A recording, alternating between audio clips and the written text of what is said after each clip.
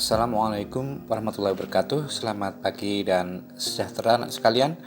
Pada pagi hari ini kita bertemu kembali dalam pelajaran tema 1, subtema 1, pembelajaran 5. Nah, anak sekalian, apakah pada pagi hari ini anak-anak sekalian sudah siap untuk belajar daring, yaitu tentang tema 1, subtema 1? Baiklah anak sekalian, kalau sudah siap mari kita mulai belajarnya. Nah, sekarang anak sekalian perhatikan, di sini ada gambar kelinci dan siput. Kelinci ini memiliki alat gerak, yaitu kakinya, ya, perhatikan. Kemudian siput itu bergerak dengan otot perutnya. Jadi perbedaan alat gerak dari kedua hewan di samping adalah kelinci bergerak dengan kakinya, sedangkan siput dengan otot perutnya. Kemudian selanjutnya kelompok hewan itu dibagi menjadi dua macam, yaitu vertebrata dan invertebrata. Vertebrata itu artinya hewan yang memiliki tulang belakang di tubuhnya. Nah, ini adalah namanya hewan vertebrata. Contohnya adalah kelinci, kucing, burung, ular, ikan, dan kata. Selanjutnya, hewan invertebrata. Ini adalah hewan yang tidak memiliki tulang belakang di tubuhnya.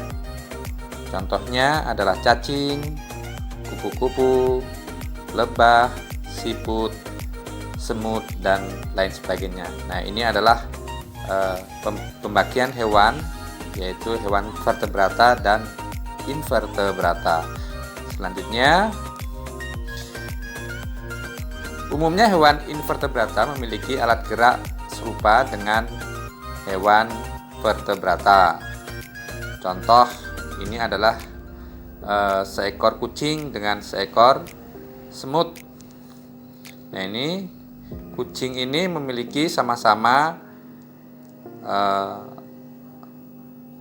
kaki yang digunakan untuk bergerak, namun keduanya ini berbeda. Yang satu adalah hewan vertebrata, yaitu kucing, kemudian invertebrata ini adalah semut. Jadi memiliki kesamaan dalam hal kaki, tapi yang satu adalah hewan yang memiliki tulang belakang di tubuhnya, sedangkan yang satunya lagi tidak memiliki tulang belakang. Nah, sekarang perhatikan anak sekalian, di sini ada beberapa contoh hewan-hewan vertebrata. Ada monyet, ada harimau, ya.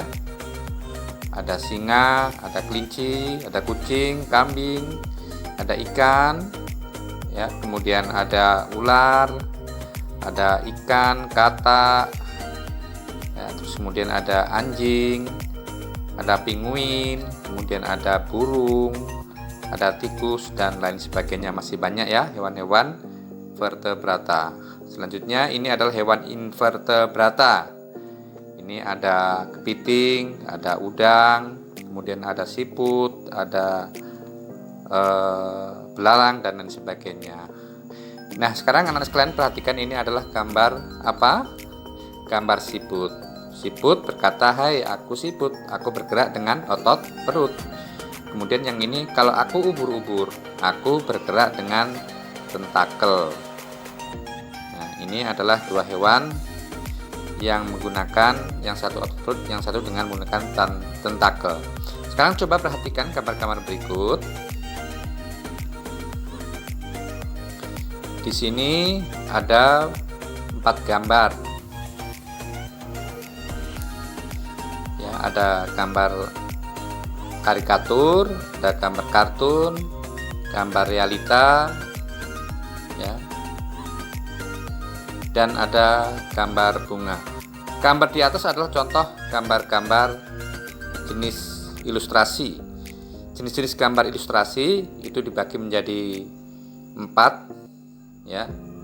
Ada gambar realis, karikatur, kartun, dan gambar dekoratif. Nah, gambar realistis, gambar yang dibuat sesuai dengan kenyataan aslinya. Sementara karikatur, gambar yang dilebih-lebihkan atau mengubah dari objek aslinya. Sementara kartun, gambar untuk menghibur dan berisi humor. Nah, ini kartun. Gambar dekoratif adalah gambar untuk menjadikan bentuk benda lebih indah. Nah, ini adalah gambar dekoratif, contohnya tadi gambar bunga. Nah, ini adalah gambar realis. Gambar realis ini adalah gambar yang seperti aslinya. Bagaimana kegiatan di pasar, di situ ada gambar manusia ya yang sedang bertransaksi, berbelanja. Kemudian gambar karikatur. Ini adalah gambar yang berlebihan di mana kepalanya lebih besar daripada tubuhnya. Ini adalah gambar Bapak Habibie yang sedang naik pesawat. Kemudian gambar kartun. Nah, ini gambar kartun ini adalah gambar juga yang penuh kreasi dan juga ada gambar dekoratif, sehingga gambar ini adalah menjadi lebih indah dari yang sebenarnya. Masih ingatkah kamu apa itu ide pokok anak sekalian? Ide pokok merupakan inti atau dasar dari suatu paragraf. Ide pokok itu yang menjadi dasar dalam pengembangan dari suatu paragraf. Jadi, ide pokok itu di dalamnya terdapat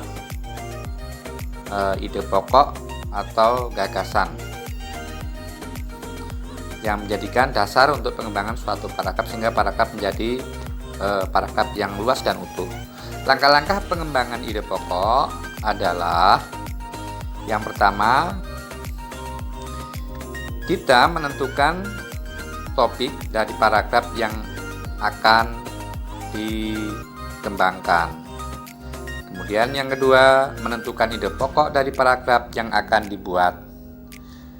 Ketika membuat sebuah kalimat berisi ide pokok, yang keempat, mengembangkan kalimat ide pokok tersebut menjadi beberapa kalimat. Kemudian menyusun kalimat-kalimat tersebut menjadi paragraf yang padu, paragraf yang luas dan utuh sehingga paragraf itu memiliki makna atau suatu arti. Karena paragraf itu ditambah dengan kalimat-kalimat pengembang atau kalimat-kalimat penjelas.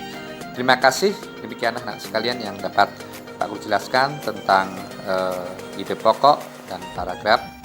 Saya akhiri. Wassalamualaikum warahmatullahi wabarakatuh.